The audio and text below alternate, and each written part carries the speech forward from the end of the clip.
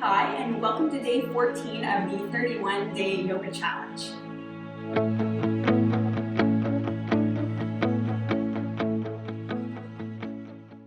Today we're going to learn all about Chaturanga, or four-limbed staff pose.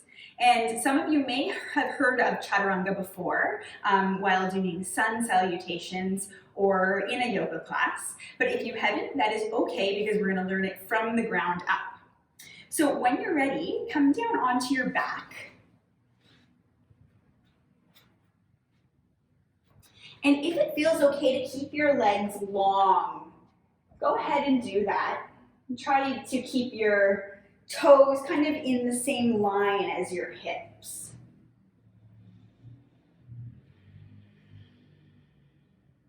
And then just take a breath or two here. Notice what's happening through your body.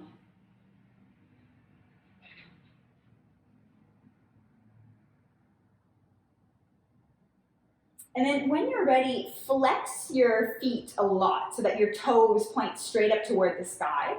And think of kind of actively pressing through the balls of your feet.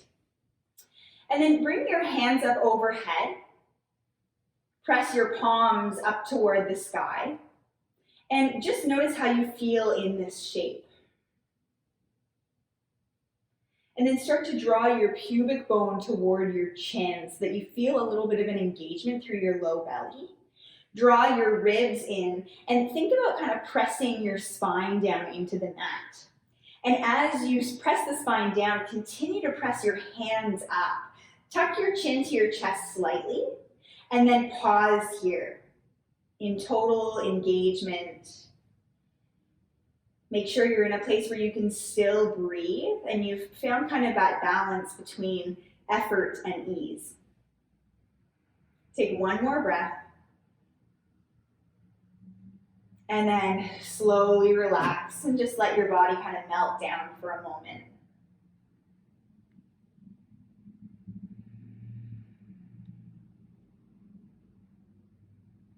Good. So bend your knees, roll to one side, and press yourself up to seated.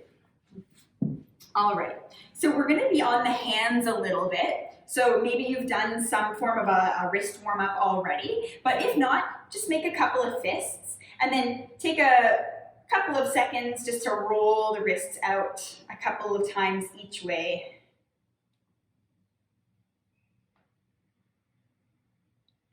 And then eventually make your way into tabletop on your hands and knees. All right. So Chaturanga is a very low form of plank.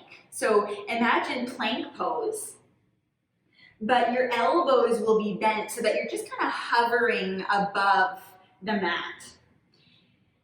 So we're going to practice that a few ways today to make sure that you feel safe as you move. But we'll start off by simply spreading the fingers wide, taking a couple of moments to really root down and feel your hands against the mat. And your hands will be one of the bases of support along with your toes.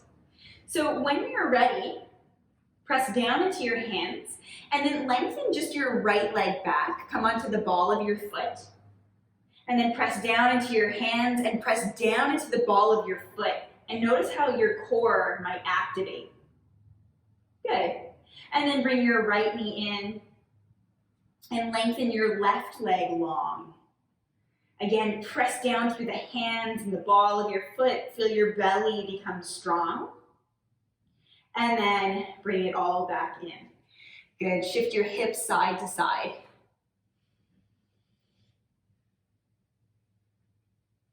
All right, so now you're going to lengthen one leg out, followed by the other leg. So really press your hands down into the mat. And you might feel your shoulder blades slide to your side body a little bit. That's natural. And then from here, you're going to bring your knees down, but make sure that they lower straight down toward the floor instead of placing them underneath your hips. So your knees will be a little bit further back than your hips.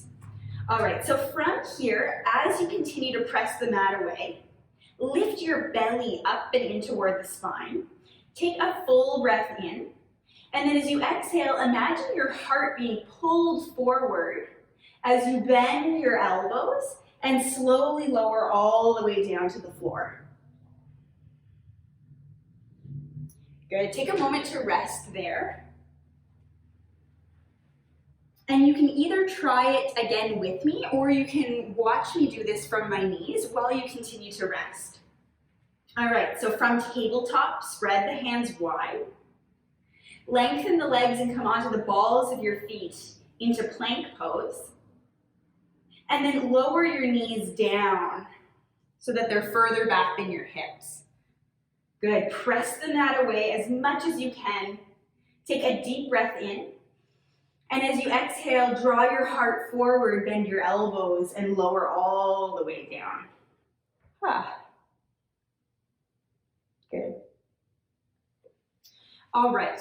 So if you found that a little bit challenging, then I recommend that you stay on your knees and really focus on building strength through the upper body and the core, and making sure that you've got that motion kind of down in a really safe way before lifting the knees. Remember that one way is not better than the other way. It's just simply an alternative. All right, so if you are looking for a little bit more of a challenge, and you're feeling secure in your chaturanga from the knees, we're gonna come up into plank pose, knees stay lifted. All right, so press down into your hands, press into the balls of your feet, lift your belly. You might notice a slight rounding of your spine. Take a deep breath in, and as you exhale, think of somebody pulling your heart forward, forward, forward as you lower all the way down. All right. Press back into child's pose.